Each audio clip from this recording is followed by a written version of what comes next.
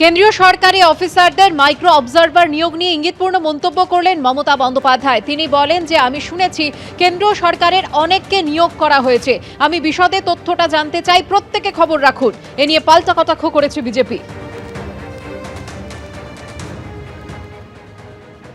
Election commission একবারও কি ভেবেছেন ভ্যানিশ কুমার বাবুরা একবারও বিজেপির দালালরা ভেবেছেন?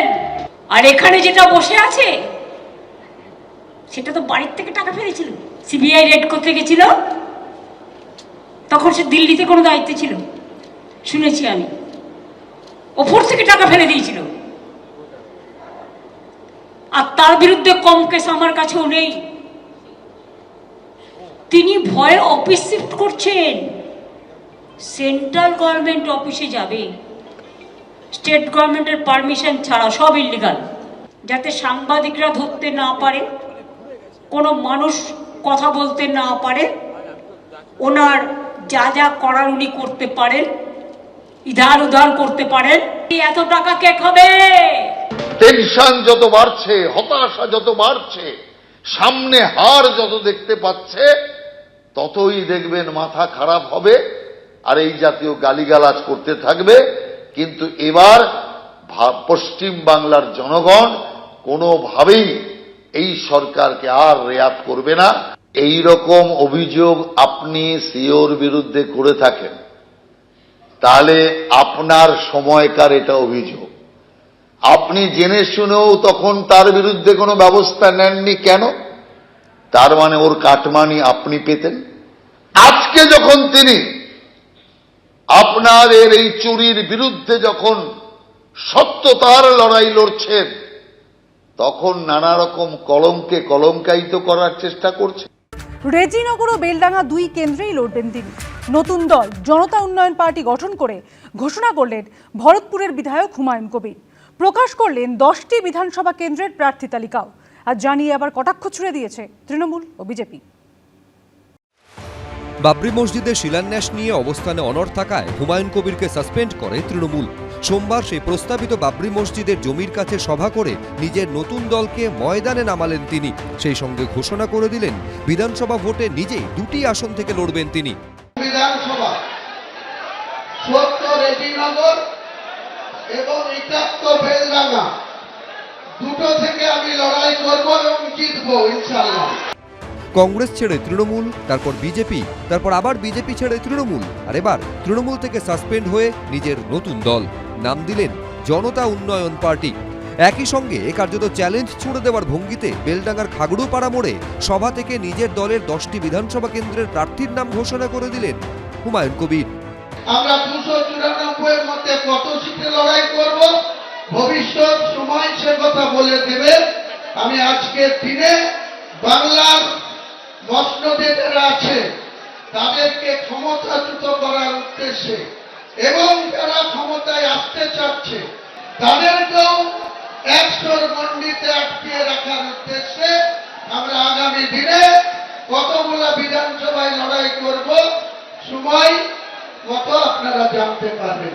আরশোলার যদি শখ হয় আমি নিজে পাখি হব, ভারতবর্ষে গণতন্ত্র আছে, আরশোলার ইচ্ছে হয়েছে, ডানা গজিয়েছে, তাই পাখি হবে। দিনের শেষে আরশোলাই থাকে। আমরা তো চাই যে তারা সবাই মিলে পরিবর্তন করুক, আমরা সুশাসন বিকাশ দেব এবং নরেন্দ্র মোদীজির যে নীতিতে গোটা দেশ চলছে, সমস্ত উন্নয়নের কাজের শরিক বা সুযোগ সব ভারতবাসী পাচ্ছে।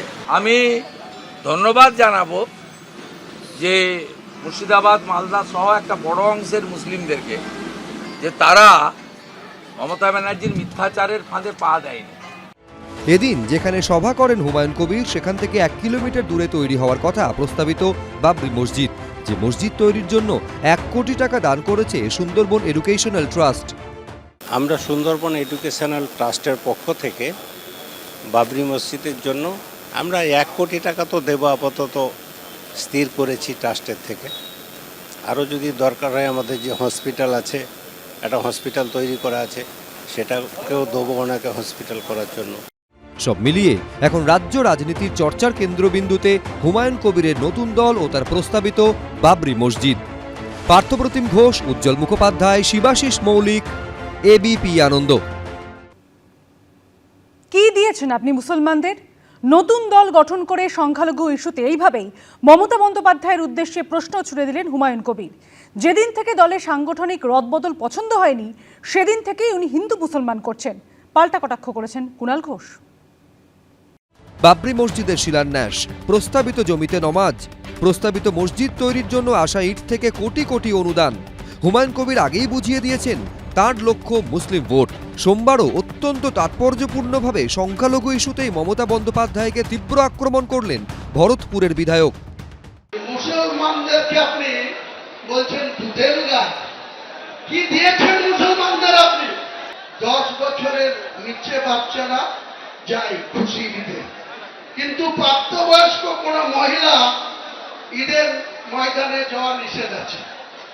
কিছু মুনাফেক বাচ্চা মুসলমানকে হাত করে আপনি ঈদের ময়দানে গিয়ে আপনি বড় বড় হিজাব করে ভাষণ দেবেন, আর মুসলিমদের উন্নয়ন হয়ে গেল। কটা মুসলিমকে চাকরি দিয়েছেন আপনি? 6টা দপ্তরের মন্ত্রী আছেন, 3-6-18টা প্রতি বছর আপনি চাকরি দিতে পারেন। কটা মুসলমানকে দিয়েছেন? সেটা উনি বুঝতে পারবেন রেজাল্টটা বেরোনোর পর। ওনার ব্যক্তি স্বার্থের জন্য উনি সেই সাংগঠনিক রদবদল ওনার পছন্দ মতো হয়নি যে বিষয়টা, সেখান থেকে উনি হিন্দু মুসলমান হ্যান ত্যানে চলে গেলেন। আমার সঙ্গে যেদিন কথা বলতে এসেছিলেন অনেকক্ষণ গল্প হয়েছে। তার আমি বলেছিলাম যে আপনি এরকম এত বিতর্কিত কথাবার্তা বলেন কেন, বা তুমি বলো কেন এইসব। উনি ছিলেন সাংগঠনিক বিষয়। এখন তিনি ওই যে জিতনি চাবি ভরি রাম নে উতনা চলে খিলোনা। সোমবার হুমায়ুন কবিরের জন্মবার, তাই নতুন দল ঘোষণার জন্য সোমবারকেই বেছে নিয়েছেন ভরতপুরের বিধায়ক। মা রাজিয়া বিবির পাশে বসে এই কথা জানালেন ছেলে। এদিকে 6 ডিসেম্বর যেমন তার প্রস্তাবিত বাবরি মসজিদের শিলান্যাসের দিন ভিড় উপচে পড়েছিল, তেমনি এদিনও ছবিটা একই রকম ছিল। নতুন দলের সূচনা করলেন হুমায়ুন কবির এবং তারই সঙ্গে সঙ্গে একেবারে জনতা উন্নয়ন পার্টির আগামী দিনের ইস্তেহার বা কর্মসূচি পরিকল্পনা, সেই বিষয়ে একেবারে কিন্তু এখানে ঘোষণা করা হয়েছে। যেখানে দেখা যাচ্ছে শিক্ষা ও মানব সম্পদ উন্নয়ন, তার মধ্যে এছাড়া রয়েছে স্বাস্থ্য পরিষেবার উন্নয়ন, জীবিকা, অর্থনৈতিক উন্নয়ন, কৃষি, পরিকাঠামো, বাসস্থান, সংস্কৃতি, আইন শৃঙ্খলা থেকে শিল্প, এই একাধিক বিষয় কিন্তু তাদের ইস্তেহারে থাকছে। নিজেকে 2 কেন্দ্রের প্রার্থী ঘোষণার পাশাপাশি আরও 2টি কেন্দ্রে অন্য 2 হুমায়ুন কবিরকে প্রার্থী করেছেন নতুন দলের চেয়ারম্যান। নিজে লড়বেন রেজিনগর ও বেলডাঙ্গায়, রানীনগরে লড়বেন চিকিৎসক হুমায়ুন কবির, যিনি 2016 সালের বিধানসভা নির্বাচনে তৃণমূলের হয়ে ভোটে দাঁড়িয়েছিলেন। আর এক হুমায়ুন কবির লড়বেন ভগবান গোলায়, তিনি পেশায় ব্যবসায়ী। এছাড়াও মুর্শিদাবাদ কেন্দ্রের প্রার্থী মনীষা পাঠক পাণ্ডে, মালদার বৈষ্ণবনগরের প্রার্থী মুস্তারা বিবি, খড়গপুর গ্রামীণ কেন্দ্রে জনতা উন্নয়ন পার্টির প্রার্থী হবেন ইব্রা হাজি, আর কলকাতার বালিগঞ্জে প্রার্থীর নাম নিশা চট্টোপাধ্যায়।